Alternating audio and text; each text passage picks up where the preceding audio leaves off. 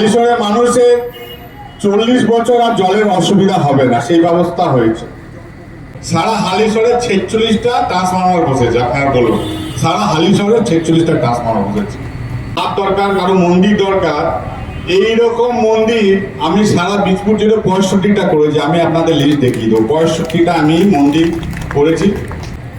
সেই রামপ্রসাদ সেনের যে মন্দির, হেরিটেজ মন্দির, আপনাদের বলে রাখি 97 লক্ষ টাকা স্যাংশন হয়ে গেছে নির্বাচনের জন্য, সেই কাজটা আটকে রয়েছে।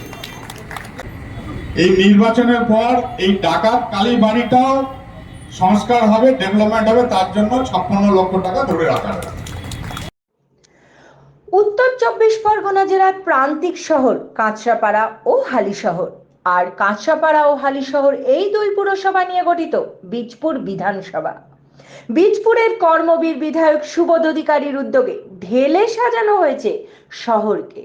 সুলভে পানীয় জলের জন্য জল প্রকল্প থেকে রাস্তাঘাট, লোডশেডিং ঠেকাতে প্রায় অর্ধশতাধিক ট্রান্সফরমার বসানো থেকে মন্দির মসজিদ সংস্কার, সবটাই হয়েছে বিধায়কের উদ্যোগে। বীজপুর শহরকে ঢেলে সাজাতে কি উদ্যোগ নিয়েছেন বীজপুরের বিধায়ক সুবোধ অধিকারী? এই কালের এই বিশেষ প্রতিবেদনে বিধায়কের মুখ থেকেই শুনে নিন খতিয়ান।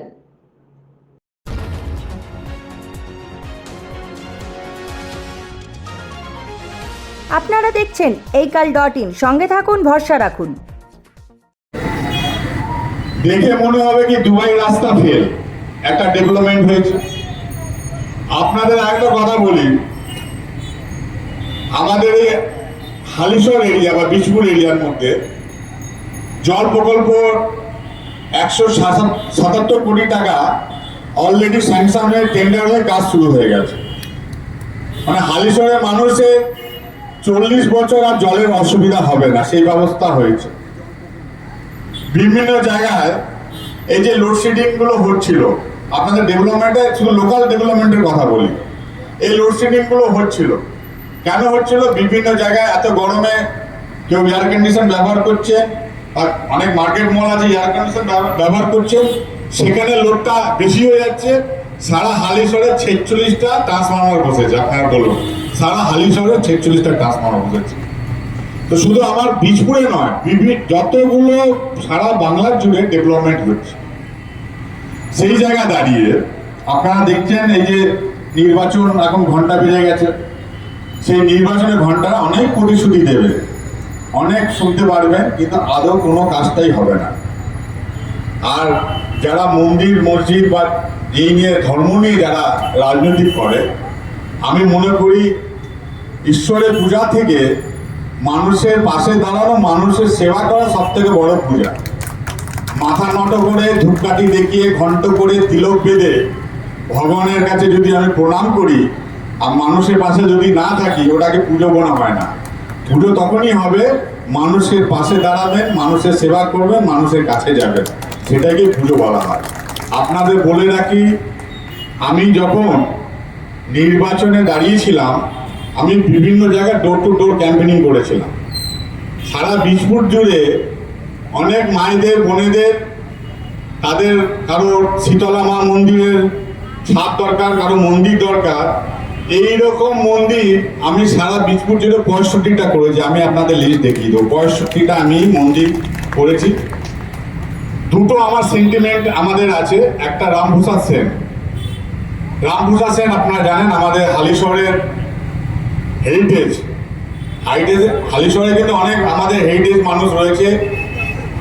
চৈতন্য মহাপ্রভু এখানে এসেছিলেন, ঈশ্বরপুরী তার দীক্ষাগুরু ছিলেন। মানে আজ থেকে 500 বছর আগে, প্রায় 500 বছর আগে ভারতবর্ষে পৃথিবীর প্রথম মিছিল, যে আমরা এখন মিছিল করি না, প্রথম মিছিল এই চৈতন্য মহাপ্রভু করেছিলেন। সেটা কোথা থেকে করেছে এটা আপনাদের জানতে হবে। হালিশহরে থাকেন তো হালিশহরে জানতে হবে। ঈশ্বরপুরী থেকে দীক্ষা নিয়ে এখান থেকে তিনি হালিশহর চৈতন্য ডোবা থেকে শুরু করেছিলেন, পানিহাটি দিয়ে সোজা পুরীতে গিয়ে সেটা শেষ হয়েছিল। প্রথম পৃথিবীতে প্রথম মিছিল চৈতন্য মহাপুরুষ করেছিলেন। ঈশ্বরচন্দ্র গুপ্ত লেখা বইতে রামপ্রসাদ সেনের বই সম্বন্ধে লেখা আছে 1400 20 থেকে 70 সালের মধ্যে সেই রামপ্রসাদ সেনের যে মন্দির, হেরিটেজ মন্দির, আপনাদের বলে রাখি 97 লক্ষ টাকা স্যাংশন হয়ে গেছে, নির্বাচনের জন্য সেই কাজটা আটকে রয়েছে। ছোটবেলায় আমি স্কুলে যেতাম, 100 স্কুলে, সেখানে দেখবেন একটা ডাকাত কালীবাড়ি আছে, সবাই জানেন। এটাও একটা ইতিহাস আছে। এটা এই কালীবাড়িতে লঘু টাকা পুজো দিতেন। আর আমাদের নৈহাটি ঋষি বঙ্কিমচন্দ্র চট্টোপাধ্যায় তার বইতে কিন্তু লঘু ডাকাতের উল্লেখ করা রয়েছে এই ডাকাত কালীবাড়ি। এই নির্বাচনের পর এই ডাকাত কালীবাড়িটাও সংস্কার হবে, ডেভেলপমেন্ট হবে, তার জন্য 56 লক্ষ টাকা ধরে রাখা হবে। শোভনলাল রাহার প্রতিবেদন এই কাল।